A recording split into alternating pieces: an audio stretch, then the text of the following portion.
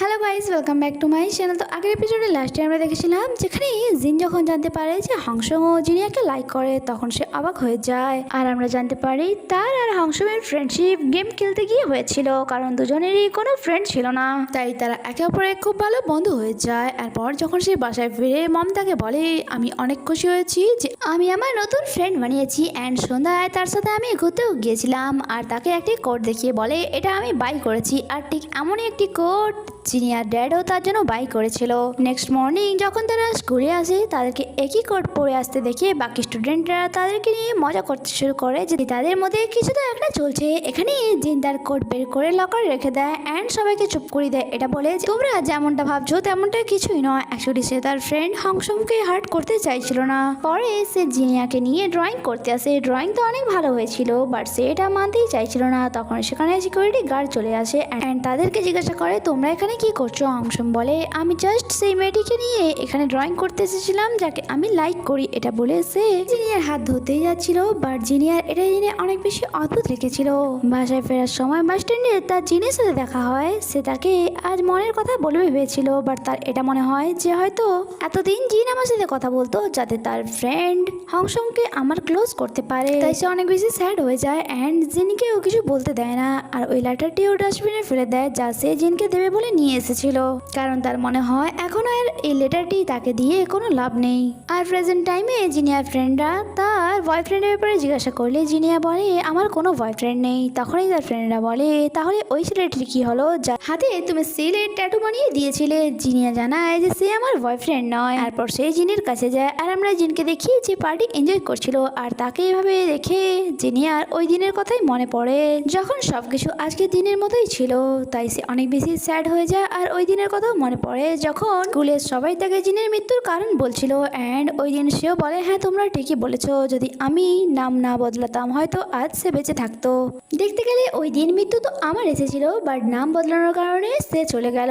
এইসব ভাবতে ভাবতে সে সুসাইড করতেই যাচ্ছিল তখনই জিন তাকে আটকায় অ্যান্ড এখানে এসে বলে গত 4 বছর ধরে আমি নিজেকে দোষ দিয়ে যাচ্ছি যে তোমার মৃত্যুর কারণ আমি, তাই প্লিজ তুমি তোমার নাম নিয়ে নাও অ্যান্ড আমাকে চালানোর জায়গায় মৃত্যু দিয়ে দাও। তাই জিন তার নাম নেয় অ্যান্ড তাকে জানায় যে সে তাকে অনেক বেশি লাইক করে। আর যা শুনে জিনিয়ার চোখে পানি চলে আসে।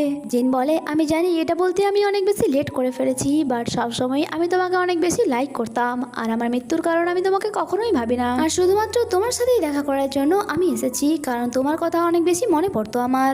নেক্সট ডে জিনিয়ার মুড খারাপ হওয়ায় জিন তাকে সেই জায়গাতেই নিয়ে আসে যেখানে স্কুল টাইমে সে তাকে নিয়ে এসেছিল। অ্যাকচুয়ালি এই জায়গাটা তারা তাইকিউমের সিক্রেট প্লেস ছিল যেখানে তারা আড্ডা দিত বাট তাইকিউম রেগে যায় এটা জেনে যে সে জিনিয়াকেও তাদের সিক্রেট জায়গার ব্যাপারে বলে দিয়েছে। প্রেজেন্ট টাইমে সে জিনের সাথে ওই জায়গাতে এসে তাদের পুরনো ফটো দেখছিল।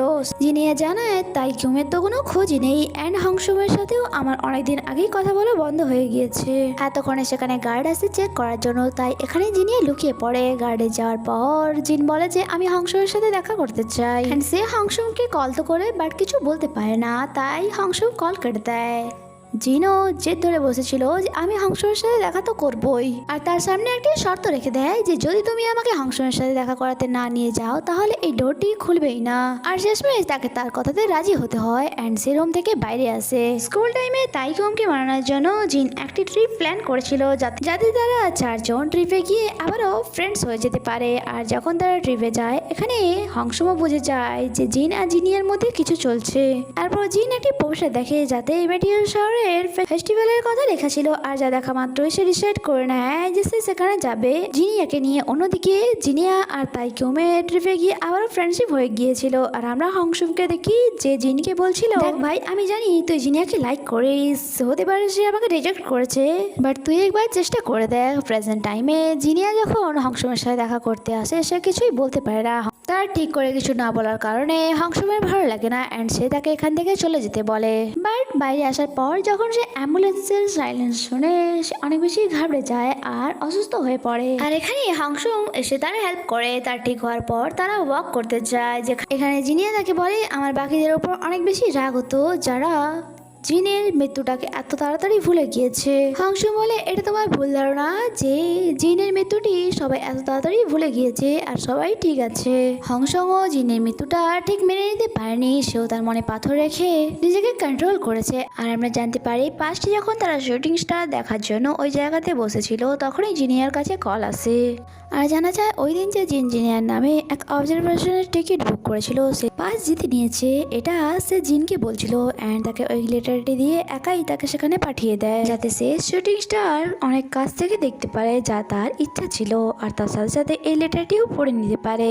জিন বলে আমাদের নাম বদলানোর ব্যাপারটা অনেক বেশি টাফ ছিল, বাট এটাতে ভালোই হয়েছে, বাসায় ফিরে আমরা একসাথে বসবো। যা শুনে জিনিয়া স্মাইল করে, বাট তারা তো জানতোই না যে আজকে এই জিনের শেষ দিন। জিনিয়া নিজের হাতে জিনকে মৃত্যুর মুখে ঠেলে দিয়েছিল আর জিনও ওই অবজারভেশনে পৌঁছে যায় আর সেখানে ওই লেটারটি খুলে পড়া শুরু করে। অন্যদিকে জিনিয়া অ্যান্ড তার ফ্রেন্ডরা বসে শুটিং স্টার দেখে খুশি হচ্ছিল আর তখনই একটি ব্লাস্টের আওয়াজ শোনা যায় আর আমরা জানতে পারি ওই অবজারভেশনে আগুন লেগে গিয়েছিল যেখানে জিন গিয়েছিল। অ্যান্ড এখানেই এই এপিসোডটি শেষ হয়। আগে কি হয় তা জানতে স্টে কানেক্টেড। Bye bye.